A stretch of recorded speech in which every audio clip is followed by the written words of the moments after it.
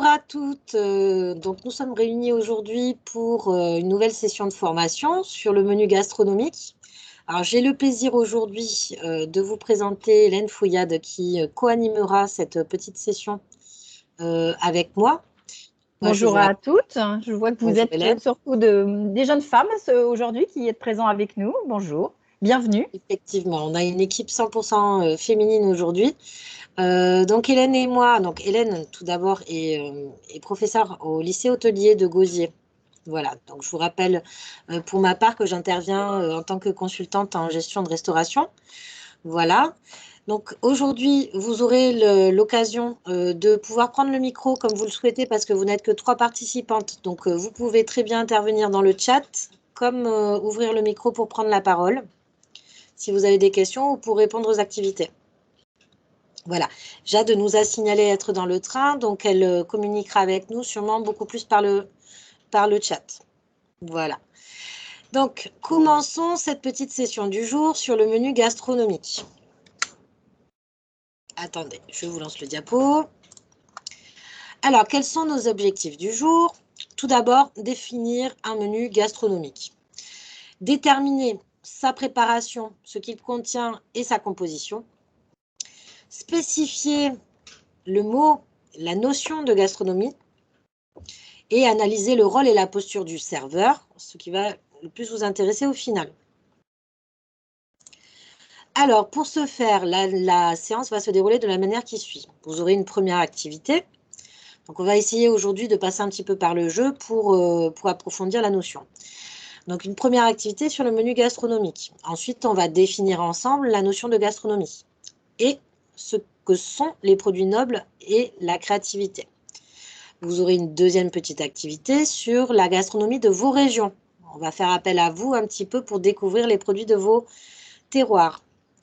On fera la composition d'un menu gastronomique. Dernière partie, ce sera à vous de jouer et de déterminer si vous reconnaissez un menu gastronomique parmi les choix qu'on vous proposera. Et on en reviendra surtout à ce que le serveur doit maîtriser et savoir pour proposer ce menu gastronomique. Ce sera accompagné de quelques conseils pratiques pour terminer cette session et de quelques liens pour pouvoir approfondir derrière. Voilà, donc ça c'est le déroulement de la séance. Nous sommes partis pour 15 minutes aujourd'hui. Je laisse la main à Hélène. Pour démarrer, donc nous allons commencer avec la première activité, le menu gastronomique, l'activité 1, et je vais vous poser la question suivante. Qu'est-ce que représente pour vous un menu gastronomique? Alors, pour répondre à cette activité, je vais lancer un tableau blanc interactif. J'espère que vous allez pouvoir le voir apparaître sur votre écran. Il est en train de charger. Oui. Alors, je supprime des notions précédentes. Voilà. Et voilà. Est-ce que vous le voyez tous apparaître? Oui. Oui. Alors, ce que je vais donc vous demander, comme je vous le disais à l'instant, c'est de pouvoir nous indiquer en 2-3 mots qu'est-ce que représente pour vous un menu gastronomique. Voilà. Donc, si vous… Alors, Éléonore, je vois qu'elle a commencé à écrire.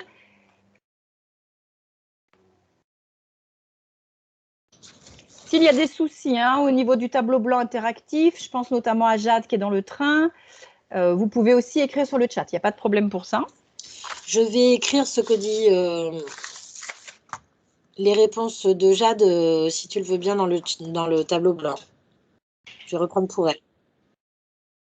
Ça charge de son côté. Jade, vous pouvez très bien, si vous le souhaitez, faire votre réponse dans le chat et je l'écrirai pour vous.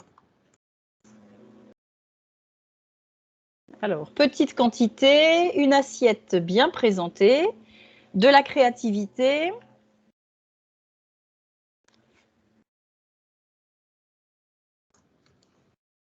Oui, Jade, s'il y a un souci de chargement, puisque vous êtes dans le train, c'est pas très simple, n'hésitez pas à écrire dans le chat directement. Un restaurant de haute gamme, un menu de luxe. Et je l'écris voilà pour ce que elle. je vois. Donc, menu de luxe. Produits français comme du foie gras. Menu de luxe, menu de Alors, ça part sur le côté de fête. Voilà.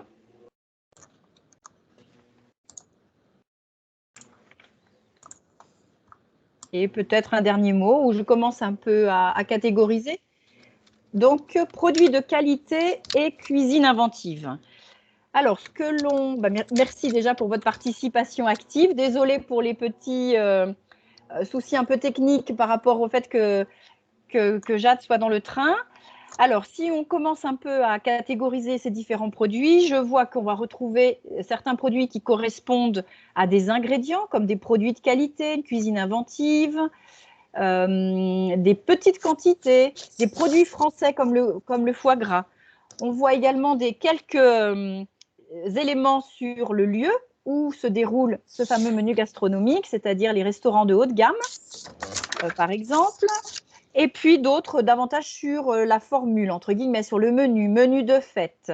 Qu'est-ce qu'on voit d'autre? Cuisine inventive, voilà. Donc, voilà un certain nombre d'éléments et qui commencent à mettre en avant une première définition du menu gastronomique. Alors, avec cette première définition, et merci encore pour votre participation, après cette première définition, on va pouvoir donc compléter cette définition en vous indiquant ce à quoi correspond en fait cette notion de gastronomie que vous avez commencé à nous faire, à nous donner une première saveur sur cette notion de gastronomie. Alors, la gastronomie provient du grec gaster, qui signifie ventre. Donc, on a tous pensé à notre ventre en parlant de foie gras ou autres produits de qualité, auquel on ajoute nomos, la loi. Donc, la gastronomie, c'est la loi du ventre.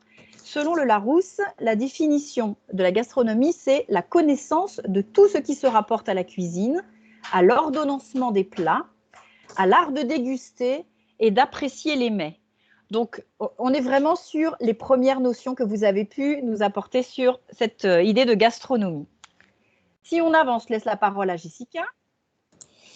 Alors voilà, après cette notion de la gastronomie qu'on vient d'aborder, on va s'intéresser à ce que le chef va faire choisir pour mettre en avant cette gastronomie. Donc en fait, dans un menu gastronomique, le chef va toujours chercher à confectionner des plats à partir de produits nobles ou d'exception. Première chose importante à retenir de ce menu gastronomique, c'est les ingrédients. Ces produits nobles ou d'exception, ce sont des produits qui peuvent être locaux, sains, avec du goût. C'est vraiment la notion de goût. Donc ça peut être un légume ancien qui est cultivé par un petit agriculteur pas loin du restaurant, par exemple. Ça peut être des produits rares et de saison. On va prendre la truffe, par exemple, qu'on connaît tous, qu'on ne trouve qu'à un moment de l'année. Voilà. En tout cas, ce seront toujours des produits, si vous voulez, qui ne sont pas du tout industriels, qui sont produits localement, peut-être avec une appellation. Ces produits nobles ou d'exception, ils vont parler d'un terroir. Donc, on peut parler de la gastronomie française en général, par exemple, mais vous avez aussi la gastronomie de votre ville, la gastronomie de votre région. Donc, le produit noble d'exception ne se résume pas au foie gras ou à la truffe. Voilà.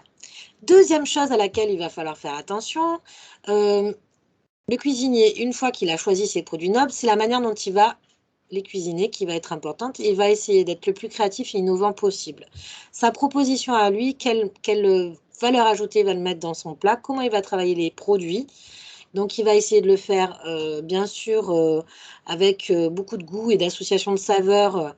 Et ça va aller jusqu'au dressage de l'assiette qui serait important, le côté décoratif, le côté esthétique. Donc, pour résumer, les produits nobles associés pour faire une proposition gustative et dressée avec esthétisme.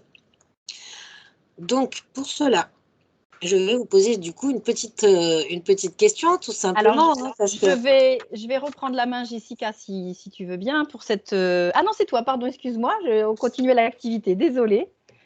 Je Je pensais lancer continue? l'activité. Allez, Continue, on va vas-y, la on faire y va. ensemble. J'avais faim, c'est pour ça. Voilà, on a faim et pour tout vous dire, on sait très bien que dans cette promotion, vous êtes un petit peu aux quatre coins de la France. Donc, on s'est dit que ce serait intéressant que chacune d'entre vous, voilà, aille faire rapidement une petite recherche sur Internet, trouve une image d'un produit qui représente votre région ou votre ville, un produit noble et d'exception. On va vous laisser 2 minutes. Ce que vous faites, c'est que vous copiez l'image dans le chat.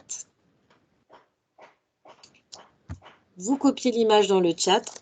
Donc, produit noble de votre ville, par exemple, de votre région.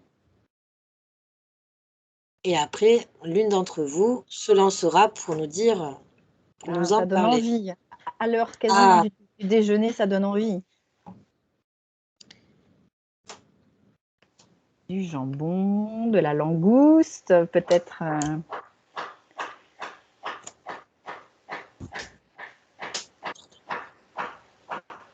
Alors, peut-être est-ce que Jade, hein, qui est dans le train, a des difficultés. On va peut-être. Tu peux continuer à essayer enfin, vous pouvez continuer à essayer de charger la photo. Peut-être est-ce que c'est ça où elle cherche sur Internet. C'est pas si Jade, simple. vous pouvez tout simplement nous marquer le nom, hein. Sinon, on peut commencer à Voilà. peut-être interroger une d'entre nous Ce que je vous pour. propose, parce que là, c'est quand même l'heure de l'apéritif, est-ce que Éléonore pourrait nous parler un petit peu de son produit? Ah, super, Ah, Jade. merci, Jade. Super. Éléonore, est-ce que vous pourriez prendre la parole pour nous expliquer un petit peu quelle est la particularité du produit que vous avez choisi? Oui, alors j'ai choisi le jambon de Bayonne, parce que j'habite à Bayonne. Il y a d'ailleurs le musée du jambon à Bayonne et la foire au jambon chaque année à Bayonne. Et c'est un produit qui illustre très bien le Pays basque. Et il y a des maîtres affineurs, il y a carrément une profession pour affiner le jambon, le palper, le humer. Et c'est vraiment un produit d'exception chez nous. D'accord. Donc je suppose que dans les restaurants autour de chez vous, on doit retrouver des spécialités ou des plats qui mettent en valeur ce produit. Voilà, exactement. On le retrouve sous différentes formes. Enfin, parce que... D'accord. D'accord, c'est très bien. Donc là, vous voyez, donc on a aussi Marie-Noël qui vient de nous proposer une langouste. Donc Marie-Noël, où vous situez-vous? Alors, vous m'entendez? Oui, Oui, très bien. Je suis à Saint-Martin, à quelques kilomètres de la Guadeloupe, dans les Caraïbes.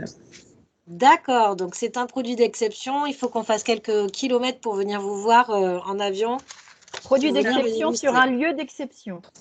Sur un lieu d'exception, exactement. Bon, Voilà, je pense que vous avez toutes les trois compris hein, que le produit noble, hein, c'est vraiment le produit qui est travaillé et de qualité, et que le menu gastronomique, c'est le menu sur une carte qui va. Alors, je vais justement cette fois-ci reprendre la main, Jessica. Voilà.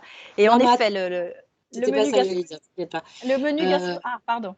c'est le menu sur la carte qui va mettre en lumière les produits de la région et le savoir-faire du cuisinier. Je cède la main à Hélène qui va après vous parler du contenu. Alors, en La effet, hein, composition. donc la base du menu gastronomique, vous avez bien compris, on insiste là-dessus. C'est pour ça qu'on vous a fait rechercher quelques produits nobles de terroir, produits nobles français, mais produits nobles de vos propres terroirs également. C'est vraiment la base des menus gastronomiques. Le menu gastronomique, ce sont donc des plats préparés avec ces produits nobles, mais celui-ci se compose d'une certaine manière, c'est-à-dire d'une entrée, de plats, de fromage, de dessert, répartis sur 4 ou 5 services avec la possibilité de proposer un apéritif. On pourra aussi le retrouver en 3 ou 4 services, notamment sur des menus proposés le midi. Alors, on va à nouveau jouer, parce qu'on aime bien jouer. Donc, sur l'activité 3, nous allons vous proposer 2 menus. À vous de deviner quel est le menu gastronomique. Donc, on va faire un petit sondage. Est-ce que c'est le menu 1 ou est-ce que c'est le menu 2 qui correspond à un menu gastronomique, à votre avis? Les amants de la lune ou le menu du ménestrel? Pour répondre au sondage, vous avez le sondage qui se situe dans le chat. Pardon, j'ai oublié de vous le dire. Oui, je l'ai vu Moi, apparaître. je t'assiste je t'assiste. Vous pouvez cliquer sur la réponse 1 ou 2. Vous avez donc le menu 1, les amandes de la lune, et le menu 2, menu du ménestrel. Alors, je crois que tout le monde a répondu. Oui, on a 3 votes, c'est bon. Voilà. Et donc, dans ce que l'on peut voir, c'est que les trois quarts d'entre vous ont choisi le menu du ménestrel comme étant un menu gastronomique. Alors, oui, en effet, parmi ces deux menus, le menu qui était gastronomique, c'est le menu du ménestrel, parce qu'il se compose, alors pourquoi? Déjà d'un prix fixe qui est indiqué dès le départ, et puis il est composé, comme je vous le disais tout à l'heure, d'entrées, de plats et de desserts, sachant que que ce soit pour l'entrée ou que ce soit pour le plat, le client va avoir le choix pour pour l'entrée ou pour le plat, le choix entre des produits de la mer ou des produits de la terre. Donc, le chef pourra faire ainsi une proposition gustative qui est faite, comme on vient de le dire, à partir de produits nobles, comme le tourteau, par exemple, dans le menu du ménestrel, ou comme le foie gras que vous avez évoqué, que Jade a évoqué tout à l'heure, si je ne me trompe pas, c'est bien Jade qui parlait du foie gras, voilà, qui font partie donc des produits d'exception. Je vois Jade bouge, c'était le train qui bouge ou c'est pas vous qui avez parlé du foie gras, c'est ça? Alors, une personne a indiqué le menu 1, je ne sais pas qui l'a indiqué, quelle était la raison qui avait amené à parler de ce menu? Si, c'est bien toi, Jade, pour le foie gras. Sur le menu 1, je ne sais pas si quelqu'un peut s'exprimer. C'est toi aussi, Jade, qui avait parlé du menu 1 comme menu gastronomique? Ah, d'accord, ok. Vous pensiez que la question du prix était un piège? Alors oui, non, parce qu'en fait, un menu doit avoir un prix fixe, ce qui n'était pas le cas effectivement sur le premier menu. Mais ça reste qu'une composante du menu gastronomique. Alors, vous avez regardé ces différents menus, vous avez pu lire les menus. Avez-vous remarqué que les appellations des plats dans ces menus gastronomiques étaient un peu particulières peut-être? Ils sont souvent poétiques, imagés, je ne sais pas ce que vous en pensez, même parfois trop, au point de devoir demander. En effet, dans le numéro 1, les produits n'étaient pas nécessairement nobles. Et la linguistique du menu gastronomique, parfois, est un petit peu trop imagée et au point que vous êtes obligé de demander au serveur à quoi correspond ce plat. Donc, en effet, il y a une linguistique particulière des noms de plats qui est bien caractéristique dans les menus gastronomiques. On y trouve donc des métaphores, des jeux de mots, des rhétoriques, comme par exemple, un peu excentrique, c'est ça exactement, comme par exemple l'étrille préparée en coque, fine gelée de corail et caviar d'Aquitaine, soupe au parfum de fenouil. Alors, qu'est-ce qu'une étrille? Je vais demander à la spécialiste de vous dire ce qu'est une étrille. Deuxième exemple, des délices d'agneau, des bergers accompagnés de délices de Bacchus. Alors, l'idée avec cette linguistique du menu gastronomique, c'est déjà de nous faire rêver, de nous emmener ailleurs, dans une autre atmosphère, et surtout de mettre en valeur, de mettre en musique la proposition gustative du chef. As-tu une réponse à apporter pour l'étrille, Jessica? Je vois qu'Éléonore parle de crabe. C'est une sorte de crabe, tout à fait. C'est ça, exactement. Tout à fait. Tout à fait, c'est une sorte de crabe. Je prends la main? Oui, bien sûr. Alors, je prends la main pour... Voilà, donc cette petite divagation sur la linguistique des menus, donc les métaphores et les rhétoriques, nous amène bien entendu à savoir qui utilise ces métaphores et à s'intéresser au rôle du serveur, à la mission du serveur, ou plus simplement à ce que le serveur doit faire avec ce menu gastronomique. Donc, ce que nous voudrions que vous reteniez de ce cours, c'est que vous allez devoir vous informer sur les produits de ce menu. Quelles sont la provenance des produits, leurs particularités. Je vous donne un exemple, par exemple, la truffe d'un plat est-elle blanche ou noire? A-t-elle une appellation particulière? Quelle est sa provenance? Elle vient du Périgord, elle vient de la Genée, et quelle est sa saveur? D'accord? Vous vous intéresserez ensuite à l'association des saveurs pensées par le cuisinier. Cette truffe blanche, par exemple, est-ce qu'elle est accompagnée de parmesan? Oui. Pourquoi le parmesan? Parce que la truffe blanche et le parmesan agit en fait comme un révélateur de goût pour améliorer le goût de la truffe. Voilà, donc c'est vraiment en vous appropriant en fait ces ingrédients, hein, les saveurs, en les nommant, que vous pourrez lors de la présentation du menu conseiller le client afin qu'il choisisse selon ses goûts et ses envies surtout.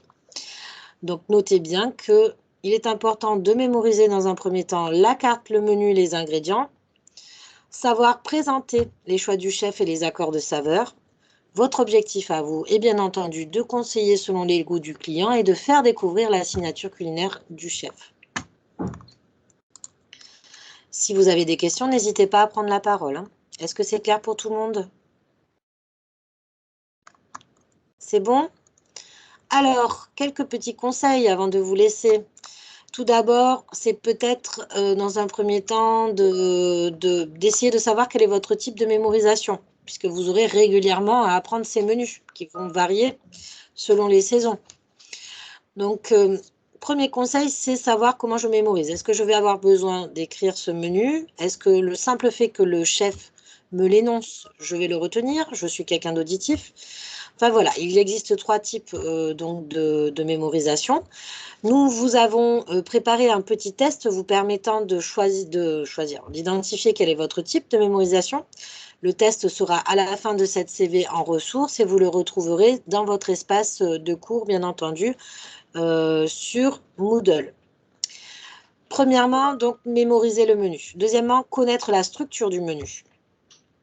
Et troisièmement, petit conseil qui n'est pas toujours évident à suivre, mais c'est quand même arriver avant le début du service chaque jour, avoir le temps de questionner le chef avant le coup d'envoi du service.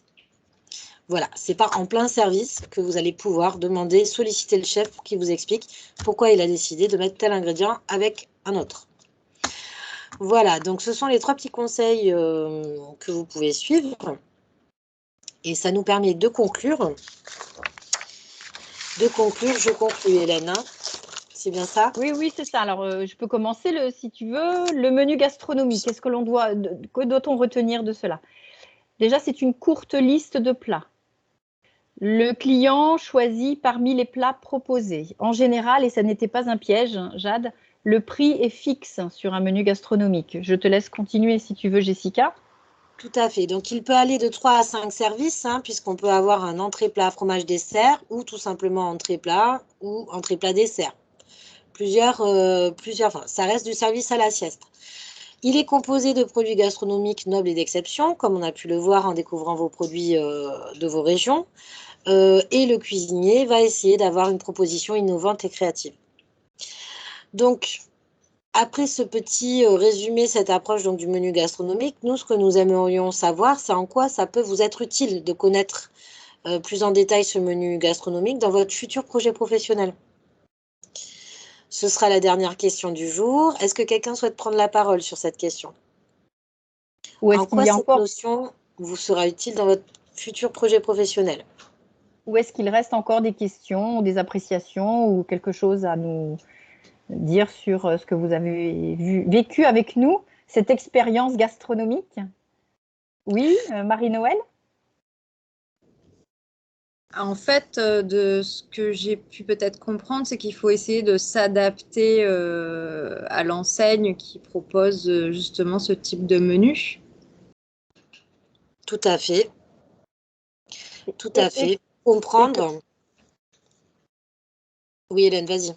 Et que cette adaptation, notamment adaptation, hein, si on peut dire, c'est-à-dire que c'est un travail d'équipe entre l'équipe qui se trouve en salle, l'équipe de service et l'équipe qui se trouve en cuisine. Ce travail d'équipe, le fait de connaître les menus, de savoir comment c'est composé, de savoir les ingrédients qui sont utilisés, pourquoi ces ingrédients sont utilisés, vous permettra de mieux accueillir encore vos clients et contribuera à donner une meilleure image de l'enseigne pour laquelle vous travaillez. Tout à fait, parce qu'au final, la première personne à qui va s'adresser le client, c'est vous. Et c'est donc vous qui allez mettre en musique tout ce qui a été pensé par l'équipe avant. Donc, c'est important de pouvoir retranscrire le travail de tout le restaurant. Voilà. Je vous propose, donc vous retrouverez en ressources, comme nous vous l'avons dit, le lien pour que vous puissiez passer, si vous le souhaitez, le test de mémorisation. Est-ce que vous avez des questions au sujet de ce que nous venons d'aborder? C'est bon? Un petit oui dans le chat? Si tout va bien? Il y a un petit applaudissement, merci. Merci, merci beaucoup. J'espère que vous n'avez pas été gêné par notre exercice de duettiste. Voilà. La suite à donner à cette CV, bien entendu, c'est comme vous avez pu le remarquer, donc chaque semaine une CV, donc le même jour, le lundi à 13 h. Donc je vous programme une seconde CV, une autre CV pour lundi prochain où nous aborderons un autre type de menu. Eh bien, si tout est OK pour vous, nous allons vous laisser là. Merci beaucoup. À C'est bientôt. beaucoup. Merci pour À vous. bientôt. Merci pour votre réactivité et pour vos réponses. Merci à bientôt. Merci Hélène pour ta présence ce jour avec nous. Je coupe l'enregistrement et je vous dis tous au revoir. Tout à fait. Au revoir. Au revoir.